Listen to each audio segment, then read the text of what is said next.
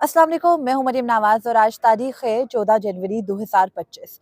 Supreme court of Pakistan में civilians के फौजी अदालतों में ट्रायल से मुतालिक मुकदमा आज भी किसी एक सिरे को नहीं पहुंचा, मगर आज ही के दिन जस्टिस हसन अजहर रिजवी, जो कि इस 7 रुकनी बेंच का हिस्सा है, उन्होंने कुछ ऐसे सवालात उठाए जिनसे वजारत दिफा के वकील दिफा नहीं कर पाए, बल्कि उन्होंने तस्लीम कर लिया कि फौजी जो हैं उनको भी 9 मई के वाकयात में ट्राई नहीं किया गया, लेकिन सिविलियंस को किया गया। वजूहात क्या थी, सिक्योरिटी लैप्सेस का जिक्र क्यों आया और बात इस नहज तक कैसे पहुंच गई, इससे मुतालिक आज के मुकदमे की पूरी तफसीलात और उसके साथ जस्टिस हसन अजहर रिजवी के उठाए गए सवालात के तनाजुर में आइंदा का बनने वाला मंजरनामा आपके सामने इसी व्लॉग में रखूंगी। तो आज समात का आगाज हुआ तो मामूल के मुताबिक वजारत दिफा के वकील ख्वाजा हारिस के दलाइल जारी थे और उन्होंने लियाकत हुसैन केस का हवाला दिया और कहा कि ये सिविल जराइम में मिलिट्री कोर्ट में सिविलियन के ट्रायल का मुकदमा है। तो जस्टिस जमाल मंदुखिल ने कहा कि हमें तो ये देखना है कि सिविलियन का किन हालात में ट्रायल हो सकता है, मतलब वो कौन सी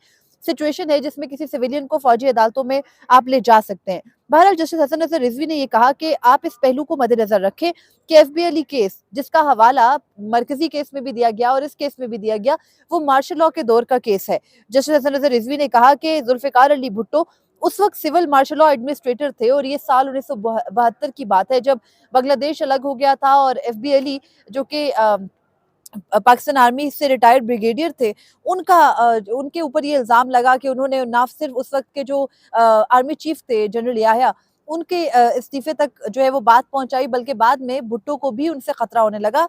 तो उनके सियासी मामलात में मुदाखलत से मुतालिक एक इंक्वायरी चली और जो उस वक्त टिक्का खान थे, जो बाद में हमारी आर्मी की कमान भी संभाल चुके थे, उन्होंने वो इंक्वायरी लीड कर रहे थे। उन्होंने एफबीएलई को बता दिया था कि आपके खिलाफ कार्रवाई हो रही है। तो फिर ब्रिगेडियर एफबीएलई ने उस वक्त अपने ओहदे से इस्तीफा दे दिया था। 1972 की ये बात है।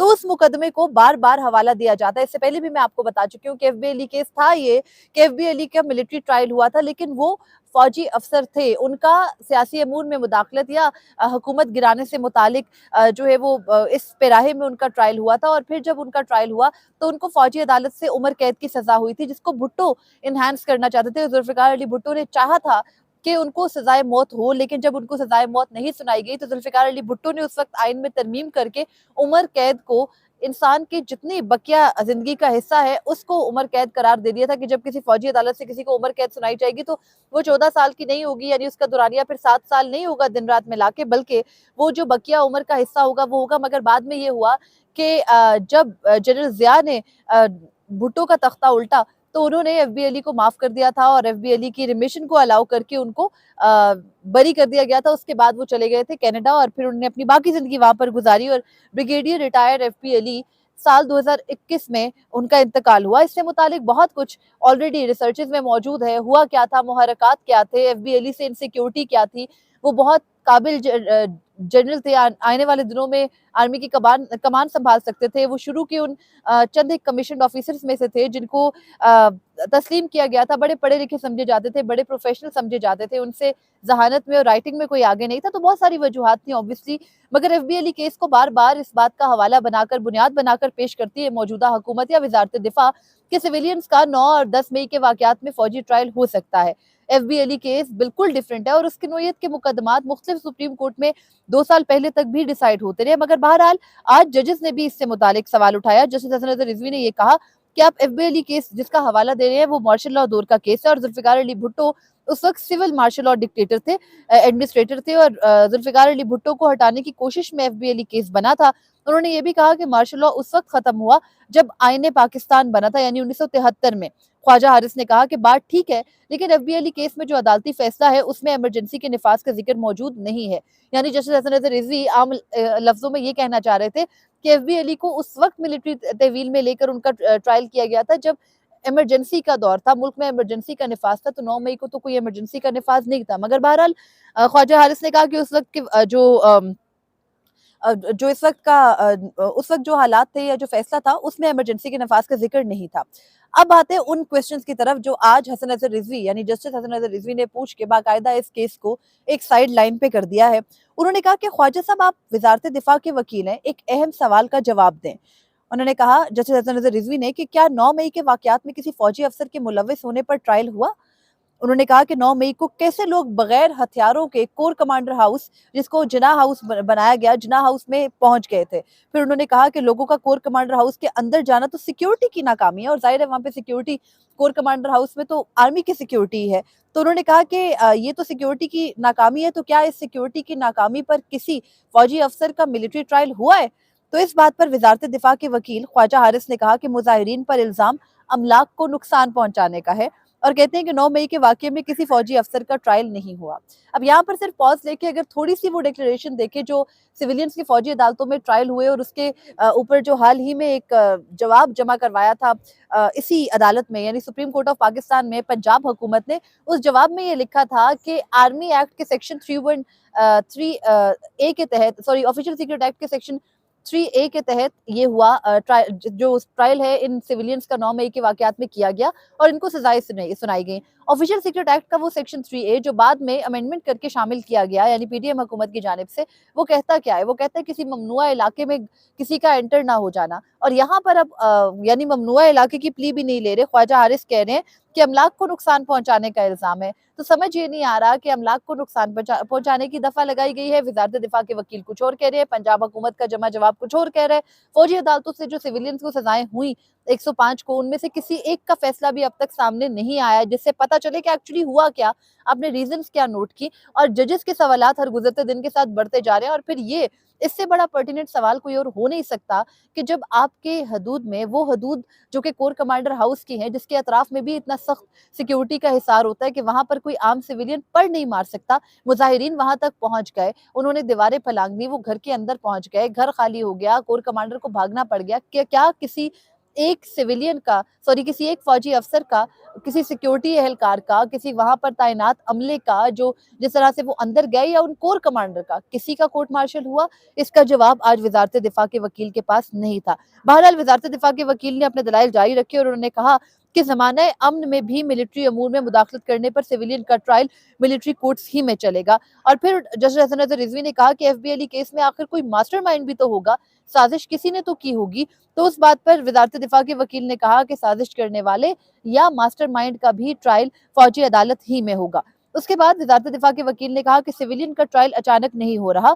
1967 में कानून मौजूद है, और एफपीएली केस में जो ये तमाम तर मुहर्रकात थे, इसमें जो सिविलियंस का ट्रायल किया गया था वो बाकायदा तरीक़ेकार के तहत किया गया था। जस्टिस मोहम्मद अली मजहर कहते हैं कि एफपीएली केस में अपीलें रिटायर्ड अफसरान ने की थी। ख्वाजा हारिस कहते हैं कि किसी फौजी को काम से रोकने पर उकसाने का ट्रायल आर्मी एक्ट के तहत होगा, और सुप्रीम कोर्ट माजी में करार दे चुकी है कि रिटायर्ड एहलकार या रिटायर्ड अफसरान सिविलियंस होते हैं। इस पर जस्टिस जमाल मंदोखिल ने कहा कि आपका सारा इन्हिसार एफबीएली केस पर है, और एफबीएली केस में रिटायर्ड और हाजिर सर्विस अफसरान दोनों मुलव्विस थे, लेकिन मौजूदा केस में किसी फौजी को काम करने से रोकने पर उकसाने का क्या इल्जाम है? तो इस पर जस्टिस जमाल मंदोखिल ने मजीद पूछा कि आर्मी एक्ट के तहत तो जुर्म तब बनेगा जब कोई एहलकार शिकायत करे या मुलव्विस हो। वजारत दिफा के वकील कहते हैं कि फौज का डिसिप्लिन जो भी खराब करेगा वो फौजी अदालत में जाएगा। जस्टिस जमाल मंदोखिल कहते हैं कि क्या फौज के काफिले पर हमला करना भी डिसिप्लिन खराब करना होगा? क्या किसी फौजी का चेक पोस्ट पर सिविलियन से तनाजा हो तो क्या ये भी डिसिप्लिन खराब करना होगा? जस्टिस मुसर्रत हिलाली ने सवाल किया कि अगर कोई, वही सवाल बार बार जो जज तवातुर के साथ कर रहे हैं, कि अगर कोई किसी चौकी पर हमला करते हैं, कोई सिविलियंस वहां पहुंच जाते हैं, वहां पर फौजी एहलकारों को काम से रोका जाता है, तो क्या उनका मिलिट्री ट्रायल होगा? अब इस सवाल के जवाब में जो वजारत दिफा के वकील हैं वो ये कुछ खास दिफा इतने दिनों से नहीं कर पा रहे हैं। तो जैसे जमाल मंदोखिल ने ये कहा कि आप जितना आर्मी एक्ट का जो दायरा कार है उसको वसी करते जाएंगे, मसाइल बढ़ेंगे, और जितना आप वसी कर रहे हैं आर्मी एक्ट का जो दायरा इख्तियार है उसको, उसके बाद तो आप किसी को भी कभी भी फौजी अदालतों में ले जा सकते हैं। तो यानी जजेस इस बात पर कन्विंस नहीं हैं। जैसे जमाल मंदोखिल ने समाअत के इख्तिताम में भी यही सवाल पूछा कि मैं तो पूछ रहा हूँ कि आप आर्टिकल 831 की जो एक डिस्टिंक्शन ड्रॉन है उसको कैसे आप फैलांगते हैं? ऑफिशियल सीक्रेट एक्ट तो उसके अंदर फॉल करता है, आप ऑफिशियल सीक्रेट एक्ट को बुनियाद बना के आर्मी एक्ट का निफाज कैसे कर रहे हैं? बहुत सारे सवालात हैं, लेकिन वजारत दिफा के वकील के पास बात बन नहीं पा रही। वो माजी की नज़ायर पढ़ते हैं तो जस्टिस मोहम्मद अली मजहर या दीगर जजेस कह देते हैं कि ये तो रेलिवेंट नहीं है, इनके तो मेजॉरिटी का ये ऑर्डर नहीं है, ये तो एक जज का नोट है, एक जज की थॉट है। तो इस किस्म की तमाम तर बातें बेंच के अंदर चल रही है, जजेस आपस में एक दूसरे को समझाते नजर आते हैं। वकला जजेस को, ये वकील वजारत दिफा के अभी तक कन्विंस कर नहीं पाए हैं। तो अब देखना है कि ये मजीद कितने दिन चलता है। लेकिन आज जस्टिस हसन नजर रिजवी का उठाया गया सवाल अब तक के तमाम सवालात पर भारी है। जब उन्होंने ये कह दिया कि 9 मई के वाकयात में आपने सिक्योरिटी लैब्स पर अपने तो किसी अफसर को फौजी ट्रायल में नहीं ले जाया, ना कोई मिसाल बनाई, और फिर एक और बड़ा पर्टिनेंट सवाल जैसे जमाल मंदोखेल का कि क्या किसी फौजी की शिकायत पर या किसी फौजी एहलकार के दरख्वास्त पर ये सिविलियंस का मिलिट्री ट्रायल हुआ है या फिर कोई रैंडम पिक एंड चूज हुई है, क्योंकि 9 मई के वाकयात में जो सिविलियंस का ट्रायल किया गया इसमें कोई डेटा नहीं है सिवाय इसके कि उन्होंने देखा जिसकी वीडियो से कंफर्मेशन हो रही है उसको उठा के मिलिट्री तहवील में ले गए, जिनके चेहरे वीडियोस में वाजे नहीं है या जिनकी कंफर्मेशन नहीं हो रही उनको आम अदालतों में आपने रहने दिया 5,000 के लगभग लोगों ने। तो बहुत सारे डुअल स्टैंडर्ड्स अपनाए गए और आईने पाकिस्तान इन डुअल स्टैंडर्ड्स की इजाजत नहीं देता। आइन का आर्टिकल 25 बड़ा वाजे है, आइन का आर्टिकल 8 जहाँ से बुनियादी इंसानी हकूक का चैप्टर 1 शुरू होता है वो बड़ा वाजे है, फिर उसके बाद आर्टिकल 10A है, फेयर ट्रायल है। तो ये तमाम तर बुनियादी हकूक एक तरफ है और दूसरी जानिब वजारत दिफा के वकील के दलाइल है जो कि किसी भी सूरत बात को बना नहीं पा रहे, और लग यही रहा है कि सुप्रीम कोर्ट बाय मेजॉरिटी यानी ये आईनी बेंच जो 26वीं आईनी तरमीम के तनाजुर में बना था और जिसका मकसद ही ये था कि हमारी मंशा और मर्जी के मुताबिक चले, एग्जेक्टिव के ताबे बेंच हो, वो भी अपने समरात दिखाता नजर नहीं आ रहा। और उस बेंच के अंदर भी जजेस कन्विंस नहीं है कि सिविलियंस का फौजी अदालतों में ट्रायल हो। ये तो दुरुस्त है कि जो इंटरनेशनल कन्वेंशंस हैं या मुल्क के कावानीन हैं या ज़ाब्ता फौजदारी है या जिस भी तरह के पाकिस्तान के अंदर आईने पाकिस्तान सबसे मुकद्दम है, तमाम कवानीन की माँ जस्टिस मुसर्रत हिलाली की ज़ुबान में वो है, तो उसके तो बार को नहीं फैलांग सकते थे। लेकिन वज़ारत दिफा के वकील ने कोशिश की कि किसी तरह से वो जजेस को कन्विंस करे कि 9 और 10 मई के वाकयात में कोई ऐसी साजिश हो गई थी कि सिविलियंस का फौजी अदालतों में ट्रायल नागुज़ीर हो गया था, मगर उनसे बात नहीं बन पा रही।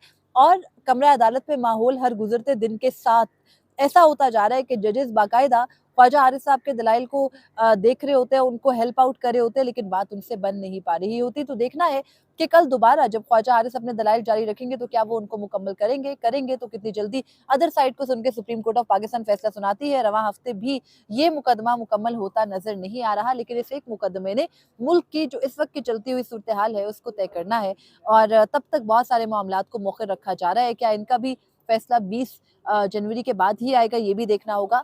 लेकिन फिल वक्त मुझे दीजिए इजाजत। अल्लाह हाफिज।